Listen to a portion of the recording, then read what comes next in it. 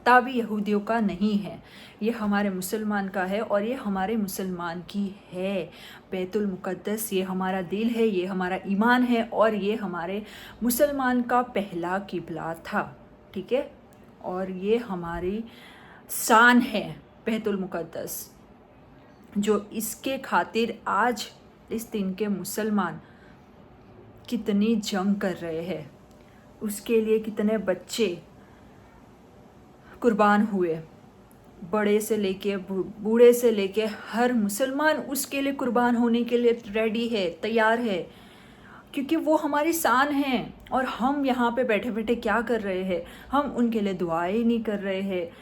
استغفار پڑھو، استغفار، کیونکہ یہ چیزیں ایٹ لیسٹ ہم کچھ نہیں کر سکتے تو ہم صرف دعائیں تو کر سکتے ہیں نا، لیکن ہم کو تو پتہ بھی نہیں ہے کہ وہاں پہ کیا کیا ہو رہا ہے۔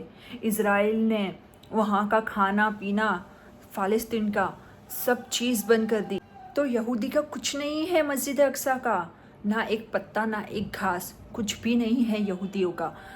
تو میسیج پھیلائے جا رہے ہیں کہ یلو ڈوم والی مسجد لینا چاہتے ہیں یہودی۔ نو، وہ پوری زمین جو مسجد اقصیٰ کے اندر آتی ہے وہ پوری حاصل کرنا چاہتے ہیں وہ، اور ہم وہ حاصل نہیں ہونے دیں گے انشاءاللہ۔ پلیز سارے مسلمان، میرا ٹاپک صرف یہی ہے، مسجد اقصیٰ، تو یار وہ ہماری شان ہے، ہم اس کے لیے قربان ہونے کے لیے بھی تیار ہے، ٹھیک ہے؟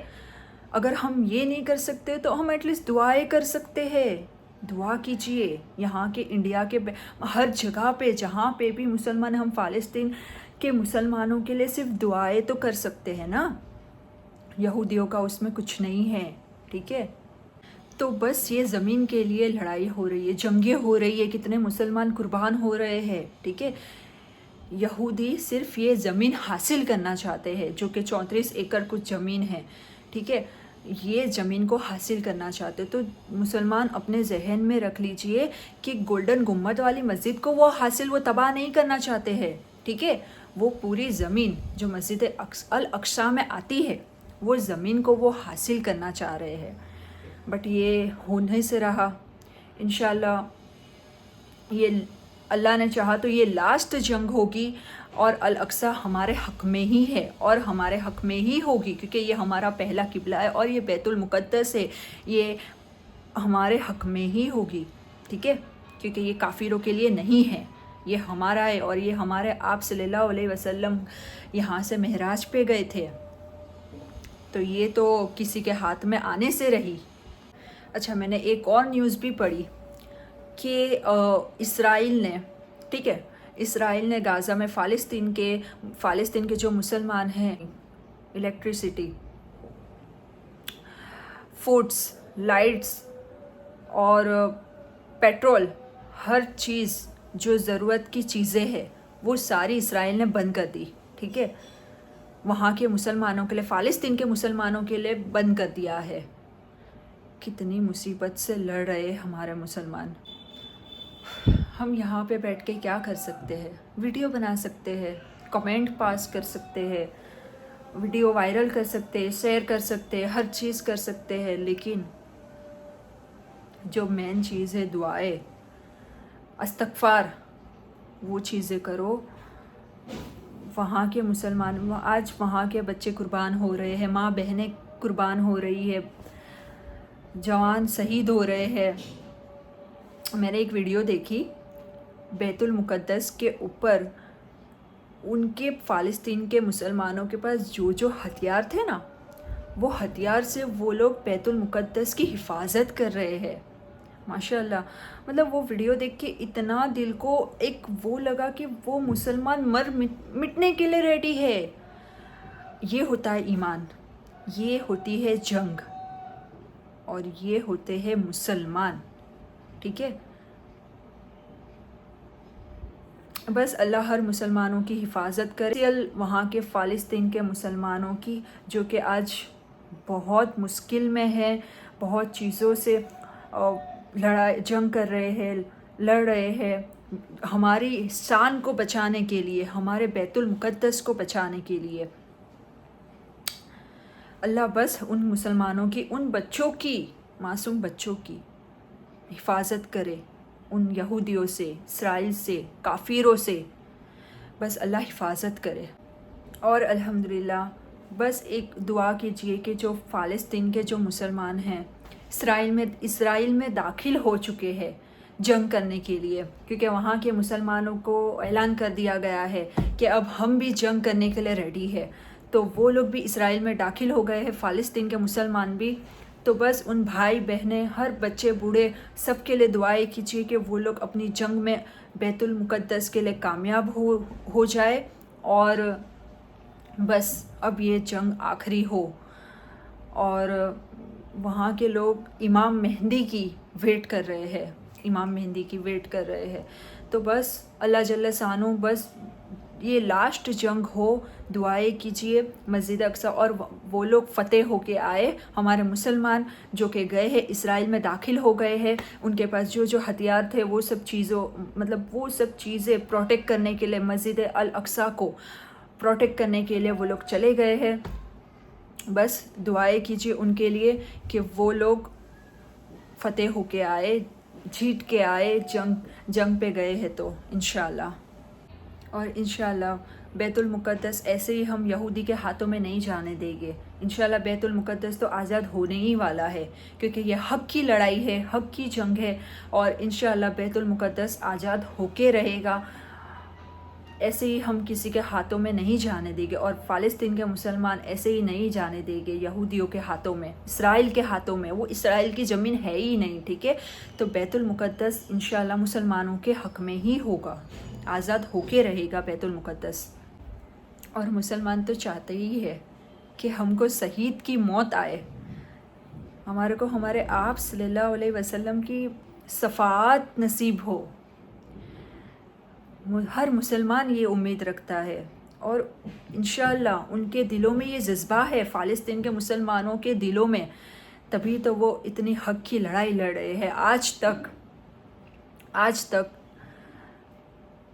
کتنی فائرنگ ہوتی ہے وہاں پہ، کتنی چیزیں ہوتی ہے، کتنی موت ہوتی ہے، کتنے بچے کی لاشیں ہوتی ہے، قربان ہوتے ہیں ہر لوگ وہاں کے مسلمان، لیکن ان کے دلوں میں ایک جذبہ پایا جاتا ہے، وہ ہی ہوتا ہے، اور وہ لوگ ہر چیز کے لیے ہمیشہ ریڈی ہوتے ہیں، شہید ہونے کے لیے ریڈی ہوتے ہیں، کیونکہ ایک جذبہ ہے دل میں کہ ہمارے آپ صلی اللہ علیہ وسلم کی شفاعت نصیب ہوگی۔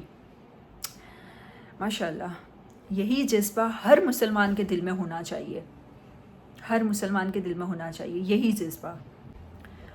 ہم کر تو کچھ نہیں سکتے ہیں، بس اپنی پروفائل پہ، اپنے ہر جگہ پہ مسجد اقصی کی فوٹو لگائے، کیونکہ وہاں کے مسلمانوں کو ایک سپورٹ ملے کہ مومن، ٹھیک ہے، ہمارے مومن مسلمان بھائی بہن ہم لوگ کے ساتھ ہیں، ہمارے ساتھ ہے، ہم اتنا تو ضرور کر سکتے ہیں نا۔